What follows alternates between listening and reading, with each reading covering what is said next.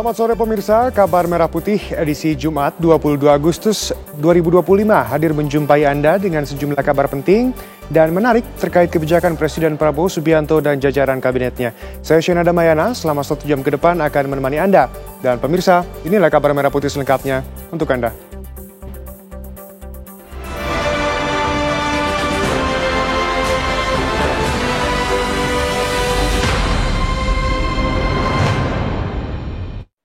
Pemirsa, Wakil Presiden Gibran Rakabuming Raka meninjau kondisi pengungsi korban gempa di Kabupaten Poso, Sulawesi Tengah.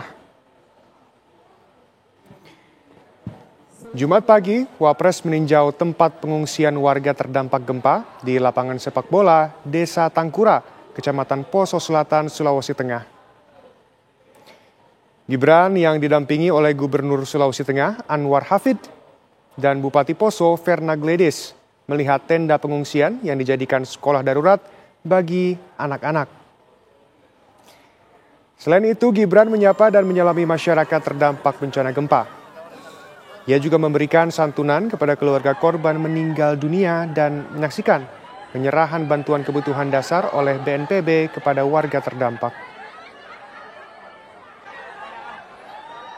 Pak Presiden, kita ingin pemerintah pusat, pemerintah daerah terus bersinergi untuk menangani bencana ini. Harus ada respon cepat. Dan saya lihat dari kepala daerah, Forkopimda, BNPB sudah melakukan yang terbaik. Tadi kita tengok juga anak-anak yang ada di sekolah darurat. Kita pastikan kegiatan belajar mengajar tetap berjalan secara normal.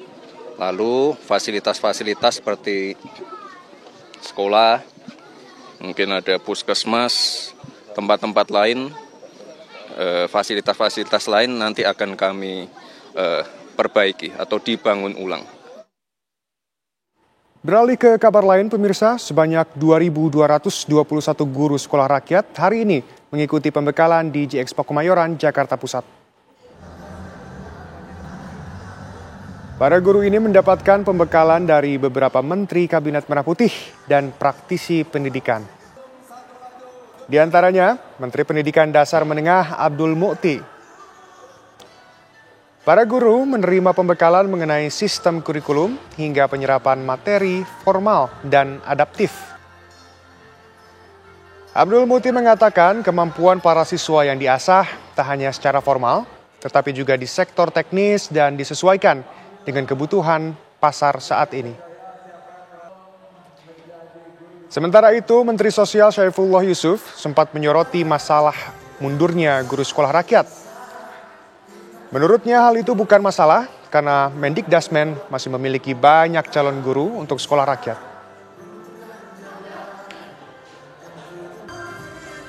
Yang mundur itu yang ada 100 bapak itu di sekolah yang belum mulai waktu itu. Sekarang udah mulai, alhamdulillah sudah bisa diatasi. Proses pembelajaran jalan terus.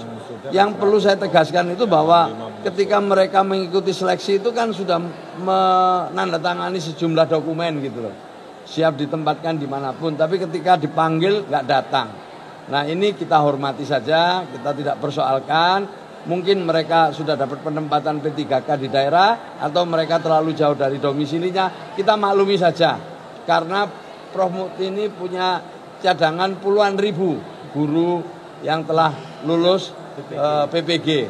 Jadi prinsipnya dalam sistem sekolah rakyat ini, kurikulumnya mengikuti model multi-entry, multi-exit, yang di dalamnya terdapat fleksibilitas untuk para murid ini dapat masuk kapan saja dan bisa menyelesaikan studinya sesuai dengan kemampuan yang mereka miliki. Lalu pemirsa, bagaimanakah jalannya pembekalan terhadap ribuan guru sekolah rakyat hari ini? Kita terhubung dengan jurnalis TV One, Yohanes Leonardo. Ardo, apakah Presiden Prabowo juga akan hadir pembekalan untuk guru sekolah rakyat hari ini?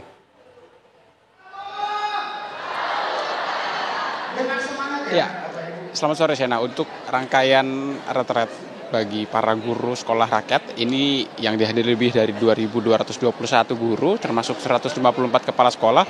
Memang rencananya pada sore hari nanti sekitar pukul 16 sore waktu Indonesia bagian Barat, ini Presiden Prabowo Subianto akan datang dan memberikan pengarahan khusus kepada para guru dan juga kepala sekolah rakyat yang sudah menggunakan seragam serba hijau dan sudah menerima beberapa pembekalan sejak pagi hari tadi. Di antara dari Profesor Abdul Muti, Menteri Pendidikan Dasar dan juga Menengah, yang menyampaikan beberapa materi terkait kemudian kurikulum maupun juga tata kelola sekolah rakyat sendiri. Lalu kemudian untuk arahan Presiden Prabowo Subianto itu kami akan menantikan apa yang akan ditegaskan dan juga diarahkan oleh Presiden Prabowo Subianto kepada 2.221 guru sekolah rakyat, karena memang kita tahu sama-sama bahwa sekolah rakyat merupakan salah satu program prioritas pemerintah Presiden Prabowo Subianto, utamanya dalam keterkaitannya pada pengentasan upaya kemiskinan, di mana kemudian juga sekolah rakyat menjadi salah satu dengan program-program besar lain yang diusung oleh Presiden Prabowo Subianto dalam misi mengentaskan kemiskinan bersama leading sektornya adalah Kementerian Sosial. Dan kemudian rencananya juga sore hari nanti setelah ada pembekalan dari Presiden Prabowo Subianto juga dalam retret yang berlangsung sejak kemarin hingga besok tanggal 23 Agustus 2025 ini, para guru sekolah rakyat ini rencananya juga akan menerima pembekalan dari beberapa tokoh-tokoh lain maupun juga menteri-menteri lain dari Kabinet Merah Putih yang akan silih berganti kemudian untuk memberikan pemahaman, pembekalan serta pengarahan khusus kepada para guru sekolah rakyat maupun juga kepala sekolah rakyat yang tersebut. Karena memang kita ketahui bersama per Agustus ini sendiri sudah beroperasi lebih dari 100 unit sekolah dan rencananya pada September 2025 besok akan beroperasi sebanyak 165 unit sekolah dengan catatan ada 15.895 siswa, kemudian ada 2.407 pada September mendatang serta 4.442 tenaga pendidik. Dan bicara soal prioritas dari rencana Presiden Prabowo sendiri, karena memang sekolah rakyat ini menjadi salah satu program prioritas, terlihat juga pada rancangan APBN tahun depan dianggarkan, kemarin disampaikan di DPR oleh Kementerian Keuangan ada sekitar peningkatan sebanyak 255% dengan catatan RAPBN pada 2026 untuk sekolah rakyat ini sebanyak 24,9 triliun. Lonjakannya jauh dari 7 triliun pada tahun 2025. Artinya kita akan menunggu dan menantikan apa pesan penting dan juga pengarahan tegas dari Presiden Prabowo Subianto seperti apa untuk para guru dan juga kepala sekolah maupun juga tenaga pendidik dari sekolah rakyat yang tadi dan saat ini masih dilangsungkan gladi serta persiapan terakhir. Siana langsung dari Kemayoran, saya kembali lagi ke Anda di studio di Jakarta Timur. Informasi lengkap dari Yohanes Leonardo. Terima kasih, selamat kembali bertugas. Pemirsa, DPR bersama pemerintah dan Lembaga Manajemen Kolektif Nasional atau LMKN sepakat mengakhiri polemik terkait royalti lagu. Masyarakat pun dipersilakan memutar lagu tanpa ada rasa khawatir. Usai rapat antara Komisi 13, pemerintah dan perwakilan musisi, seluruh pihak sepakat penarikan royalti lagu akan didelegasikan kepada Lembaga Manajemen Kolektif Nasional sementara waktu. Wakil Ketua DPR Sufmi Dasko Ahmad mengatakan selama 2 bulan ke depan sambil menunggu revisi UU Hak Cipta, LMKN diminta menarik semua delegasi penarikan agar terkonsentrasi di LMKN. Selama 2 bulan ke depan, LMK yang berada di bawah naungan LMKN dapat diaudit lebih dulu. Dasko berharap dengan skema pendelegasian penarikan royalti ke LMKN dapat meredakan kekhawatiran masyarakat sehingga masyarakat tak takut untuk memutar lagu.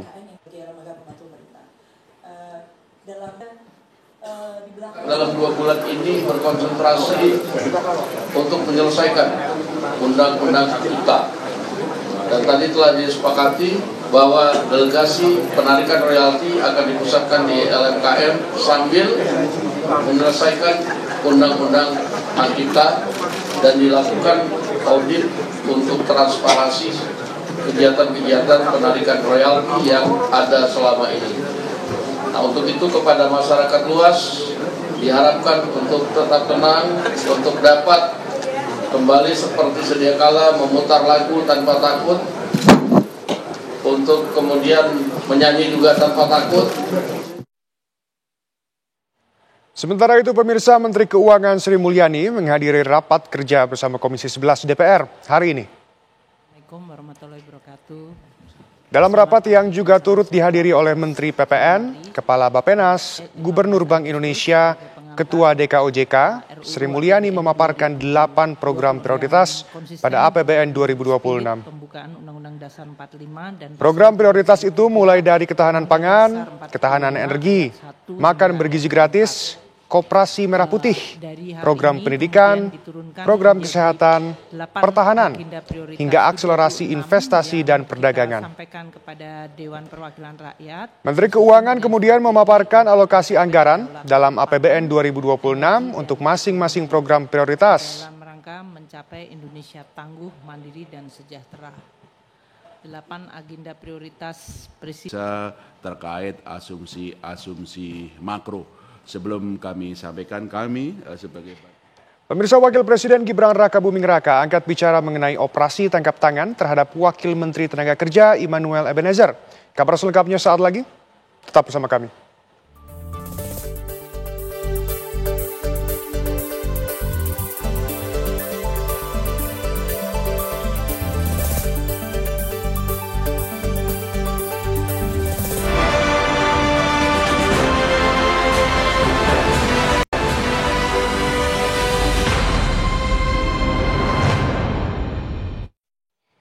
Pemirsa, bak petir di siang bolong, Wakil Menteri Tenaga Kerja Immanuel Ebenezer yang akrab disapa Noel ditangkap Komisi Pemberantasan Korupsi atau KPK dalam operasi tangkap tangan. Noel diduga terlibat kasus pemerasan terhadap perusahaan untuk mengurus sertifikat keselamatan dan kesehatan kerja atau K3. Ia ditangkap bersama 13 orang lainnya. Statusnya akan diumumkan siang ini.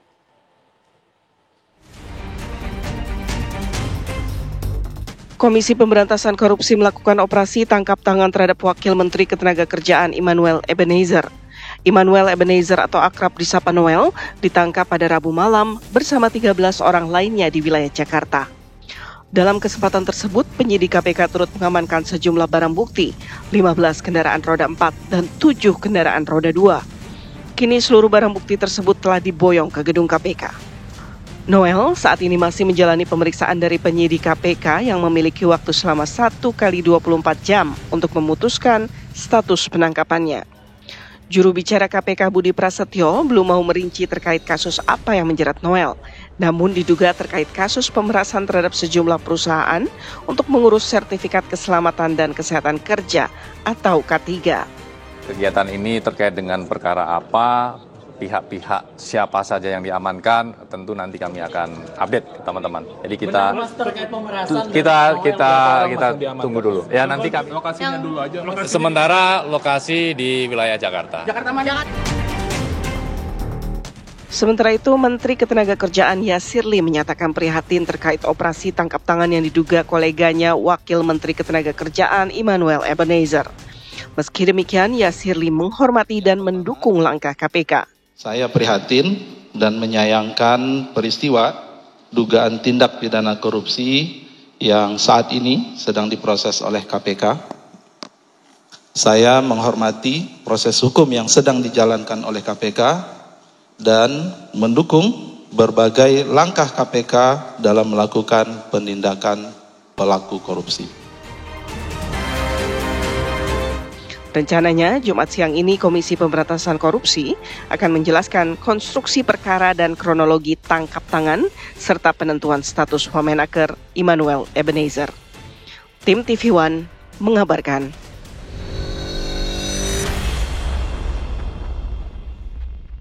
Sementara itu, pemirsa, Wakil Presiden Gibran Rakabuming Raka angkat bicara mengenai operasi tangkap tangan KPK terhadap Wakil Menteri Tenaga Kerja Immanuel Ebenezer. Gibran mengajak semua pihak untuk menghormati proses hukum yang sedang berjalan. Proses yang sudah berjalan, kita hormati independensi KPK. Yang jelas, saya sebagai pembantu Presiden mendukung penuh komitmen dari Bapak Presiden untuk memberantas korupsi di negeri ini. Ya, yuk kita. Sementara itu, Menteri Ketenagakerjaan Yasirli dalam konferensi pers kemarin sore prihatin menanggapi operasi tangkap tangan KPK terhadap Wakil Menteri Ketenagakerjaan Immanuel Ebenezer. Ia menyatakan mendukung tindakan KPK dalam melakukan penindakan pelaku korupsi. Hal yang ingin saya sampaikan, Yang pertama, saya prihatin dan menyayangkan peristiwa dugaan tindak pidana korupsi yang saat ini sedang diproses oleh KPK. Saya menghormati proses hukum yang sedang dijalankan oleh KPK dan mendukung berbagai langkah KPK dalam melakukan penindakan pelaku korupsi. Bagi saya dan keluarga besar Kementerian Ketenagakerjaan, ini adalah pukulan yang berat, terlebih sejak saya dilantik menjadi Menteri Ketenagakerjaan atau dalam 10 bulan terakhir, saya sedang melakukan banyak pembenahan dan penataan, khususnya terkait dengan integritas, profesionalisme, dan perbaikan layanan. Pemirsa, gaya hidup mewah seorang pejabat negara kini kembali jadi sorotan. Usai KPK memperlihatkan barang bukti kendaraan mewah yang disita dalam OTT terhadap Wamenaker Immanuel Ebenezer. Puluhan kendaraan mewah tersebut terdiri dari 15 mobil dan 7 sepeda motor sebagai bukti kasus dugaan pemerasan. Berikut laporan tim liputan TV One, Prita Zega dan juru kamera Bayu Rustam dari depan Gedung Merah Putih KPK. Di depan lobi gedung KPK sudah dipajang begitu beberapa barang bukti yang merupakan hasil OTT dari Wamenaker Immanuel Ebenezer ataupun yang akrab disapa dengan Noel. Kalau kami lihat di sini mewah-mewah sekali nih pemirsa kendaraannya, yang ini merupakan barang bukti yang sudah dikumpulkan oleh ataupun diamankan di KPK saat ini, di mana di sini ada total 7 motor dan di sini ada 2 mobil. Ini seperti motor saat ini yang sedang terlihat di layar kaca ini merupakan motor sport bermerek Ducati begitu. Kemudian ini juga ada berwarna navy begitu yang merupakan milik dari Noel Wamenaker. Kemudian ada lagi Ducati pemirsa. Ini kalau ditotalkan ini Ducati ada 1, 2, kemudian ya ada 2 Ducati yang sudah diamankan oleh pihak dari KPK. Ini merupakan milik dari Wamenaker Noel. Kemudian ada 2 mobil Jeep di sini berplat DK 1621 ADJ. Kemudian ini berwarna biru muda pemirsa yang telah dipajang di sini. Kemudian ada 1 lagi mobil pribadi yang berwarna hijau berplat B2848 SMD. Ini merupakan mobil mewah yang telah berhasil diamankan oleh KPK terkait dengan OTT terhadap Wamenaker Immanuel Ebenezer pemirsa. Pihak dari KPK ini akan memindahkan semua barang-barang bukti ini ke belakang untuk kemudian disatukan, karena memang barang bukti ini tidak hanya dipajang di lobi gedung KPK, namun juga dipajang di belakang pemirsa di tempat pengumpulan barang-barang bukti kendaraan bermotor begitu, di mana tadi memang sekitar pukul 4:30 waktu Indonesia Barat adalah mobil berjenis mobil sport juga bermerek Nissan GT-R berwarna biru tadi pemirsa juga sudah diamankan oleh pihak KPK.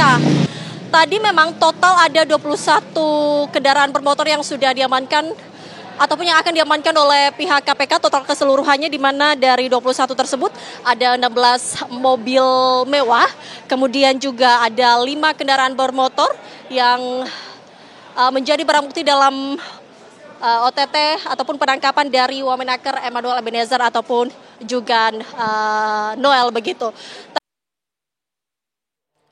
Kita ke kabar lain pemirsa, Menteri Koordinator Bidang Pangan Zulkifli Hasan melakukan kunjungan kerja di Surabaya Kamis pagi. Menko Pangan meninjau SPPG, Koperasi Merah Putih serta mengikuti rapat konsolidasi bersama Gubernur Jawa Timur Khofifah Indar Parawansa.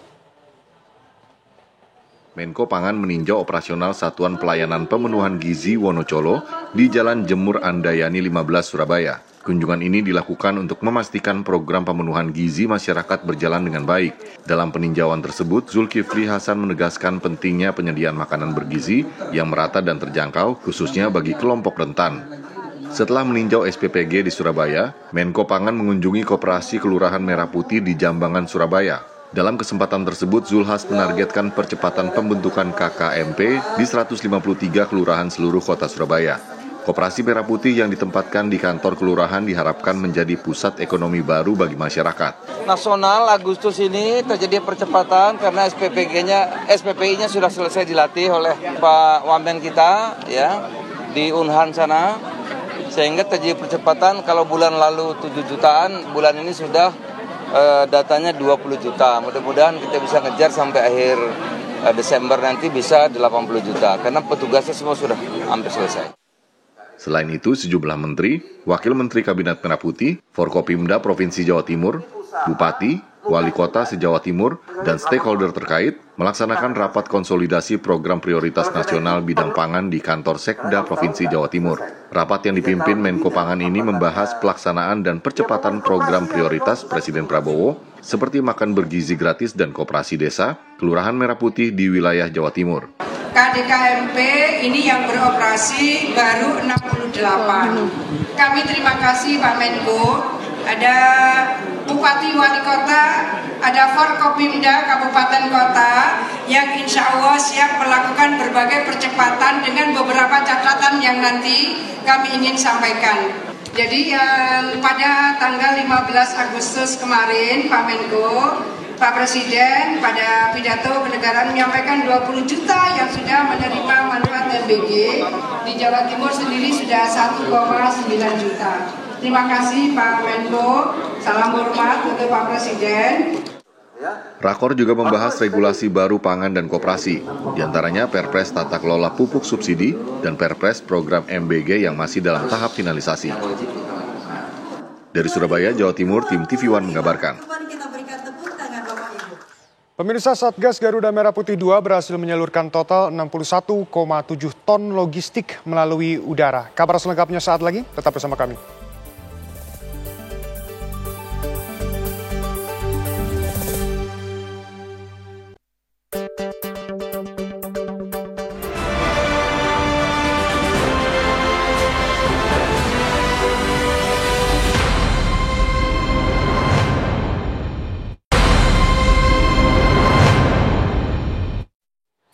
Anda kembali, pemirsa, memasuki hari kelima operasi airdrop bantuan kemanusiaan Indonesia untuk warga Gaza, Satgas Garuda Merah Putih 2 berhasil menyalurkan total 61,7 ton logistik melalui udara.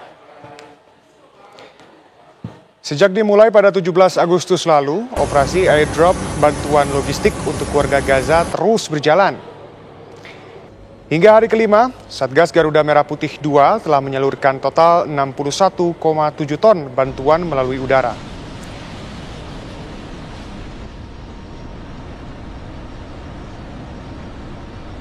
Komandan Satgas Garuda Merah Putih 2, Kolonel Penerbang Puguh Yulianto, menyebut pencapaian ini sudah mendekati target akhir sebesar 80 ton. Puguh optimis target itu akan tercapai mengingat operasi penyaluran masih berlangsung hingga 28 Agustus 2025.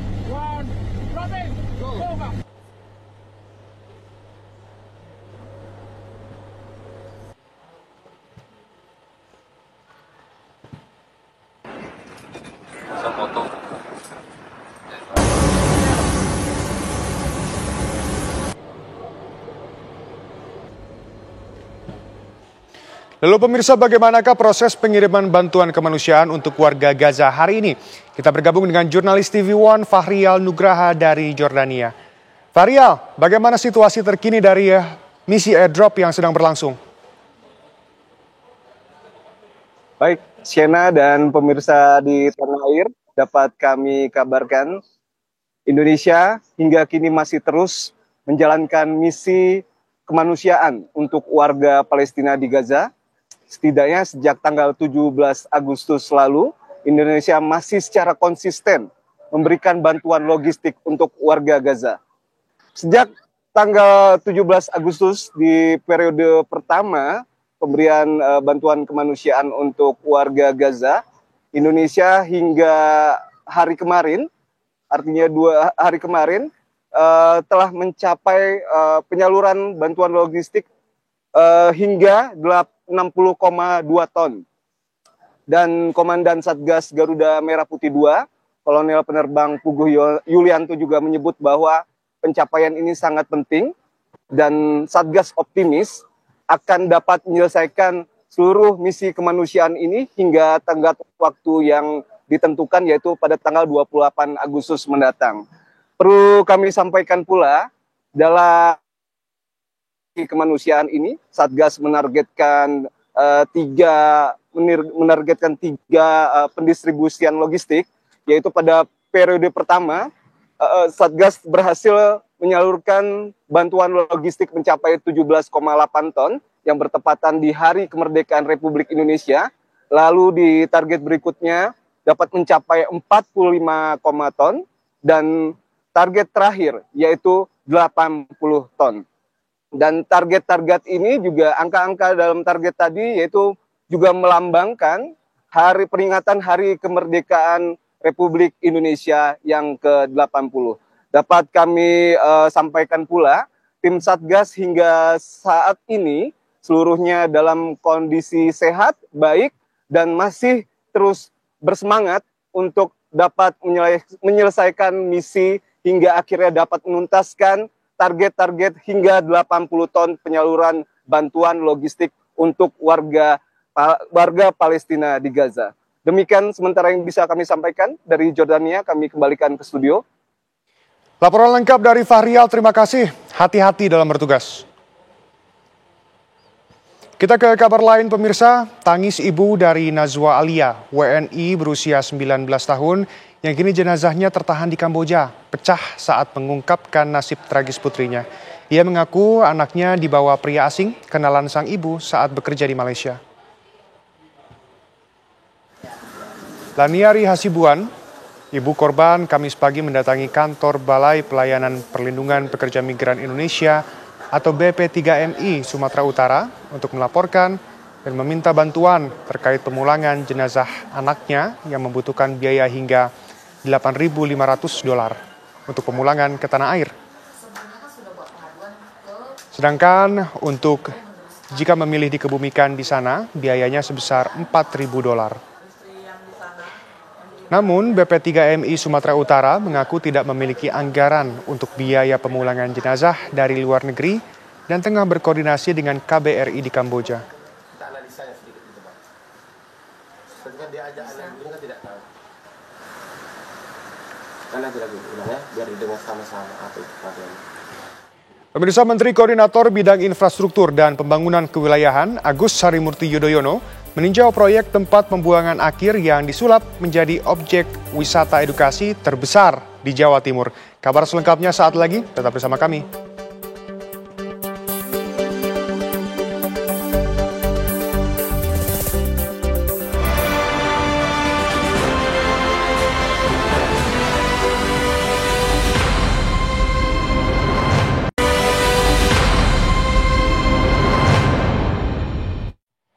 Anda kembali di Kabar Merah Putih, pemirsa. Menteri Koordinator Bidang Infrastruktur dan Pembangunan Kewilayahan Agus Harimurti Yudhoyono meninjau proyek tempat pembuangan akhir yang disulap menjadi objek wisata edukasi terbesar di Jawa Timur berlokasi di Madiun.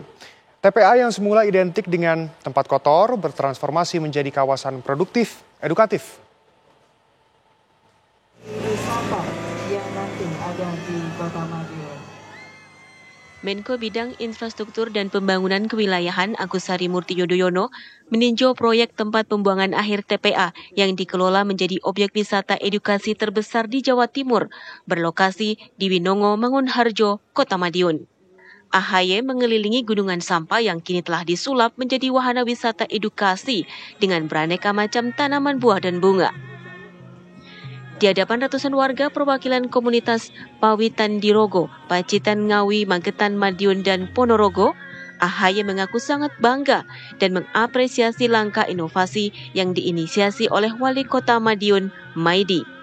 Saya mengapresiasi karena ternyata ada sebuah konsep yang visioner bagaimana sampah bukan hanya dikurangi tapi juga gunungan sampah ini justru bisa ditransformasikan menjadi sesuatu yang bukan hanya ramah lingkungan tapi juga menjadi destinasi pariwisata.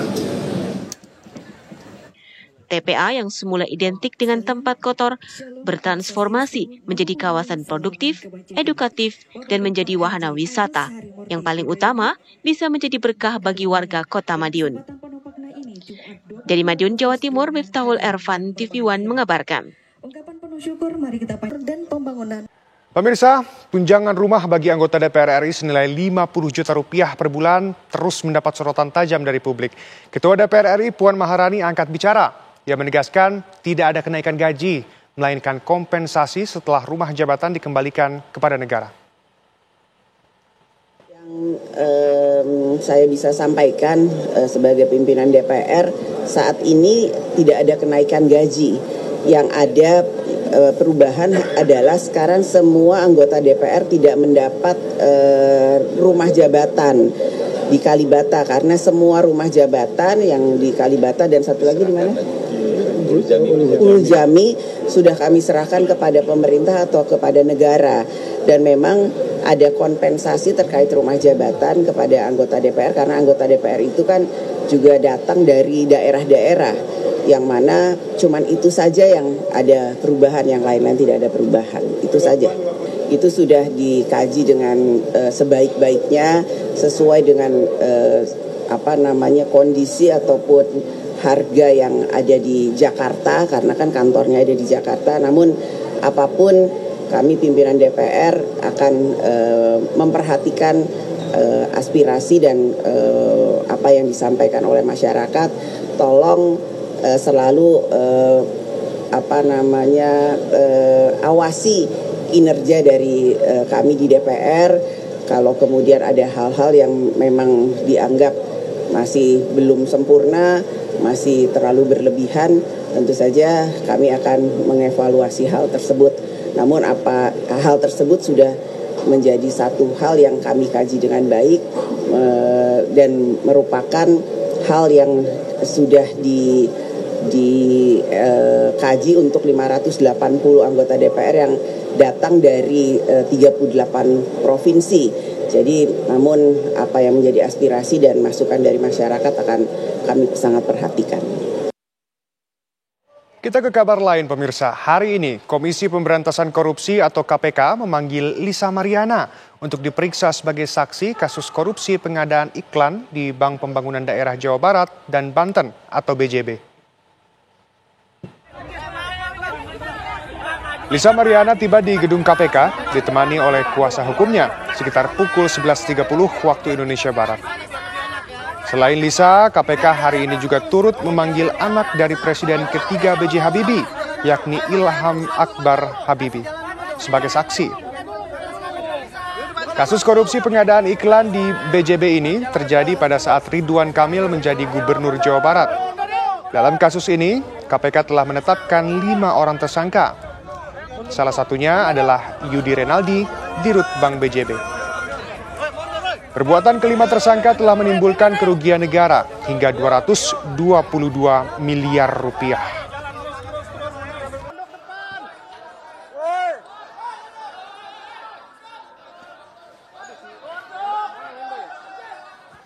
Pemirsa, Kabar Merah Putih akan segera kembali. Tetap bersama kami.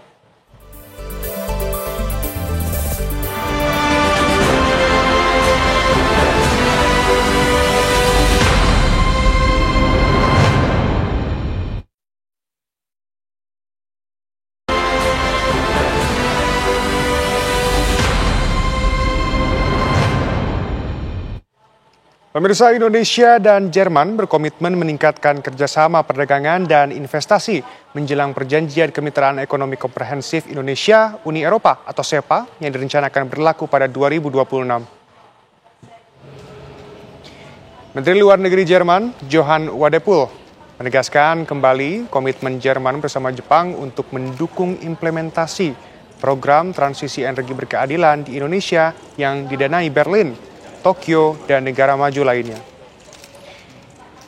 Kunjungan Wadephul ke Jakarta dilakukan setelah lawatan ke Jepang awal pekan ini, di mana ia bertemu Menlu Takeshi Iwaya dan menyerukan peningkatan tekanan terhadap Rusia guna mendorong konsesi menuju perdamaian.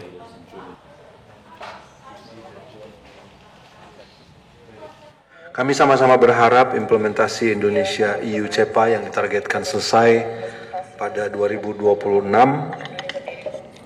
akan semakin memperluas peluang kerjasama khususnya di bidang ekonomi antara kedua negara, meningkatkan perdagangan dan investasi, dan saya juga menyampaikan kesediaan dan keterbukaan Indonesia untuk meningkatkan investasi, untuk mengundang Jerman meningkatkan investasi bersama-sama dengan Danantara. Pemirsa, Pansus Hak Angket DPRD Pati tentang pemakzulan Bupati Pati Sudewo terus bergulir di DPRD Pati, Jawa Tengah. Dalam rapat Pansus Hak Angket yang menghadirkan mantan pejabat Pemkab Pati tersebut, tim Pansus DPRD Pati menemukan kebijakan Bupati Sudewo yang diduga menyalahi aturan. Ketua Pansus Hak Angket DPRD Pati, Teguh Bandang Waluyo, mengungkapkan pihaknya menemukan sejumlah kebijakan Bupati Pati Sudewo yang diduga menyalahi aturan. Selain masalah kenaikan pajak bumi dan bangunan, perdesaan dan perkotaan sebesar 250%, tim Pansus Hak Angket DPRD Pati juga menemukan fakta mutasi jabatan yang dilakukan Bupati Pati Sudewo diduga menyalahi aturan.